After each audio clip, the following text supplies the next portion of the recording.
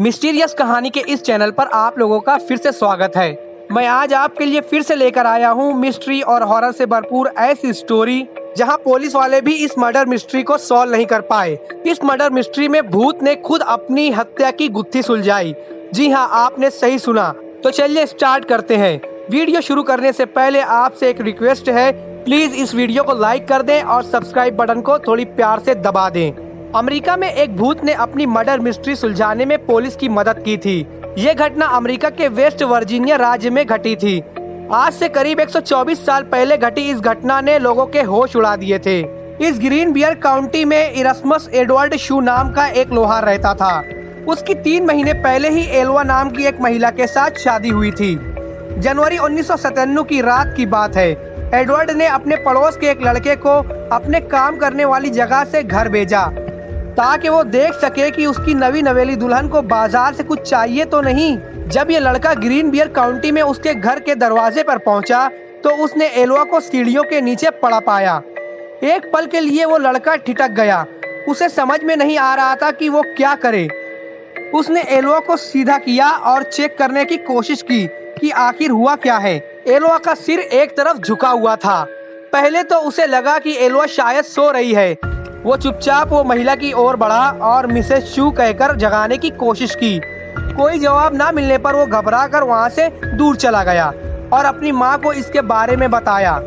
पड़ोस में ही रहने वाली उस लड़के की माँ ने एल्वा को बेसुध पड़ा देख करीब के डॉक्टर और सरकारी अधिकारी जॉर्ज डब्ल्यू किनप को बुलाया।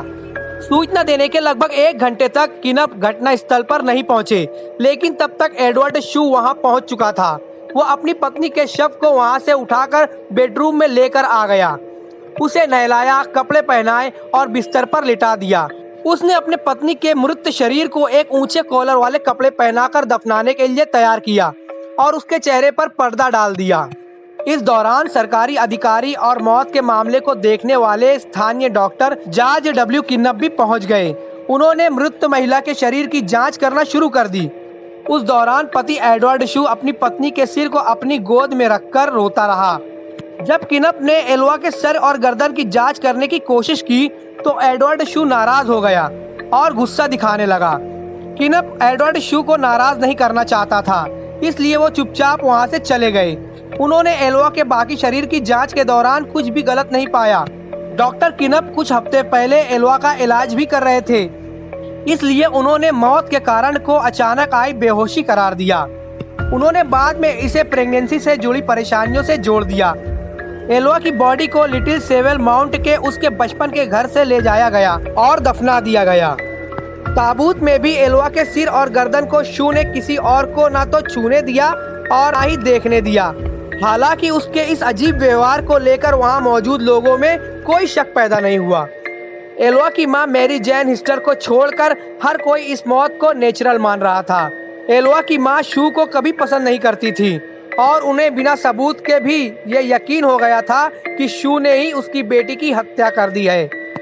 पर बड़ी बात ये थी कि सिर्फ एल्वा ही बता सकती थी कि उसके साथ क्या हुआ था। ऐसे में मैरी जैन हिस्टर ने एल्वा की आत्मा से बात करने का फैसला किया।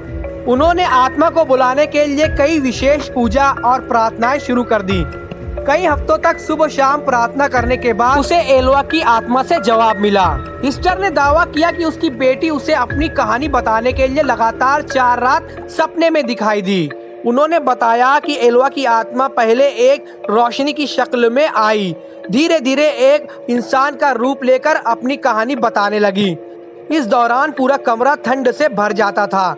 लगातार 4 दिनों तक एल्वा की आत्मा ने अपनी मां को सपने के जरिए पूरी कहानी शुरू से आखिरी तक बताई। एल्वा के भूत ने उसकी मां के सामने कबूल किया कि शू ने उसके साथ क्रूरता की सारे हदें पार कर दी। एक रात जब एल्वा ने रात के खाने में मीट नहीं बनाया तो उसने एल्वा पर हमला कर दिया और मारपीट शुरू की। शू ने मारपीट के दौरान एल्वा की गर्दन तोड़ दी थी। जी हाँ दोस्तों, आपने सही सुना। कितना निर्दयी था वो आदमी। इतना कहने के बाद एल्वा के भूत ने अपनी सिर को पूरी तरीके से पीछे घुमाया और वहां से चली गई। इस घटना के बाद एल्वा की मां पब्लिक प्रोसिक्यूटर जॉन प्रोस्टेन के पास गई और मामले को फिर से खोलने की अपील की। प्रोस्टेन ने भूत के बारे में उसकी कहानी पर विश्वास किया और आसपास के लोगों से पूछताछ शुरू कर दी।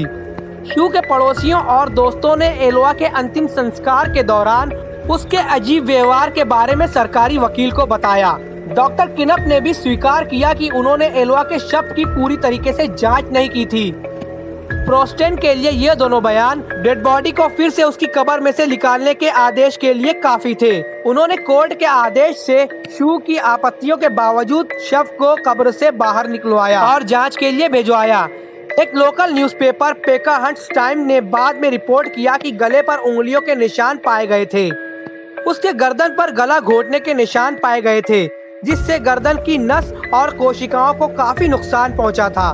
गर्दन की हड्डी भी टूटी हुई मिली, जिसके बाद अच्छी तरीके से उसकी पूरी जांच की गई और शू को उसके मौत का गुनहगार माना गया। तो दोस्तों, ये वीडियो अगर पसंद आई तो इसे लाइक करें और चैनल को सब्सक्राइब जरूर करें।